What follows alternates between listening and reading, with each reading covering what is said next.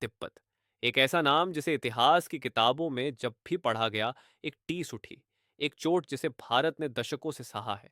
और अब 2025 में भारत ने वो कर दिखाया है जो कभी सोचा भी नहीं गया था। तिब्बत के मुद्दे पर भारत ने जो रुख अपनाया है, उससे बीजिंग की नींद उड़ गई है।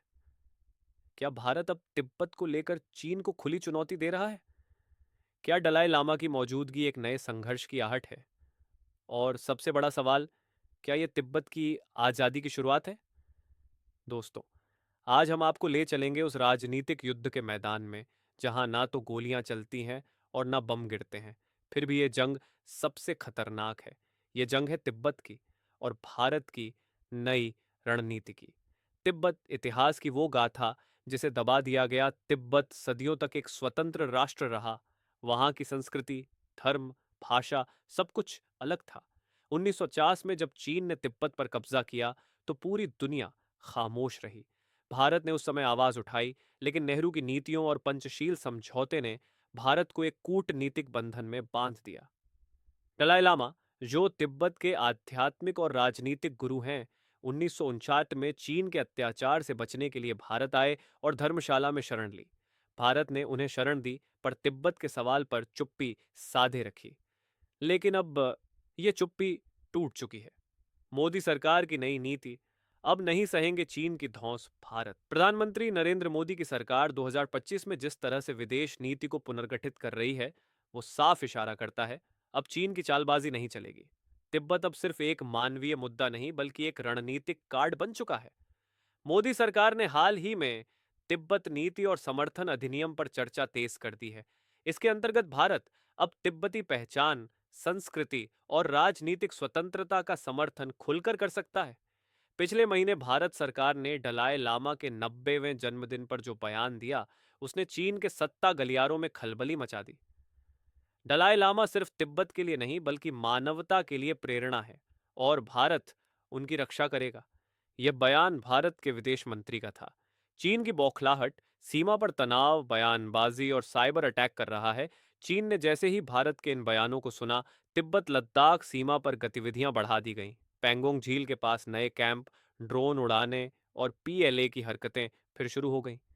साथ ही चीनी मीडिया ने भारत को धमकी दी कि तिब्बत का मुद्दा उठाना आग से खेलना है।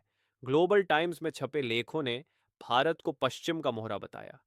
लेकिन भारत अब डरने वाला नहीं है। तिब्बती युवा और नई क्रांति, धर्मशाला से लेकर दिल्ली तक आवाजें तेज।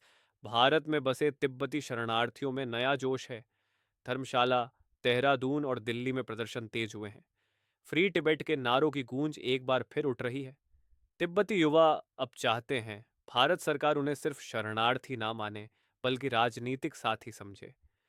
2025 में दिल्ली यूनिवर्सिटी में पहली बार तिब्बती इतिहास और चीन का अतिक्रमण विषय पर सेमिनार हुआ, जहां केंद्रीय मंत्री खुद शामिल हुए। दुनिया का बदलता नजरिया, अमेरिका, जापान और यूरोप भी तिब्बत के साथ। अमेरिका पहले ही Tibet policy and support act pass कर चुका है, जिसमें तिब्बतियों की धार्मिक स्वतंत्रता को समर्थन मिला है। अब भारत ने भी उसी दिशा में कदम बढ़ाए हैं। G7 सम्मेलन में भारत ने तिब्बत के मुद्दे को लेकर एक बयान पर हस्ताक्षर करने से मना नहीं किया, जो पहले नहीं होता था। जापान, ऑस्ट्रेलिया और यूके ने भारत के रुख की तारीफ की। यानी तिब्बत अब सिर्फ भारत और चीन का मुद्दा नहीं रहा, यह अब वैश्विक विमर्श का केंद्र बन चुका है। चीन की साजिशें, क्या तिब्बत भारत के लिए अगला एलएसी बन सकता है? पिछले हफ्ते रॉ की एक रिपोर्ट में खुलासा हुआ कि चीन भारत में बसे तिब्बती समुदायों के बीच फूट डालने की कोशिश कर रहा है। कुछ एजेंट सोशल मीडिया पर फर्जी अकाउंट से तिब्बतियों को भारत सरकार के खिलाफ भड़का रहे हैं। इसके साथ ही चीन नेपाल को अपने पाले में खींचकर तिब्बत से भारत के संपर्क को काटना चाहता है।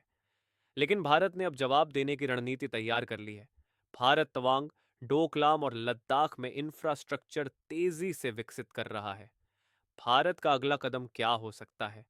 तिब्बत मुद्दे पर भारत यदि यूएन में आवाज उठाता है, तो चीन को अंतर्राष्ट्रीय मंचों पर घेरना आसान हो जाएगा। क्या भारत तिब्बत को लेकर 100% स्वतंत्रता की मांग का समर्थन करेगा? क्या दलाई लामा के उत्तराधिकारी की खोज में भारत कोई भूमिका निभाएगा? और क्या धर्मशाला तिब्बती सरकार इन एग्जाइल का असली केंद्र बन सकता है? दोस्तों, इसमें आपकी क्या राय है? कमेंट में ज़रूर बताएं। ऐसे और न्यूज़ वीडियो देखने के लिए ब्रेकिंग भारत को सब्सक्राइब करें।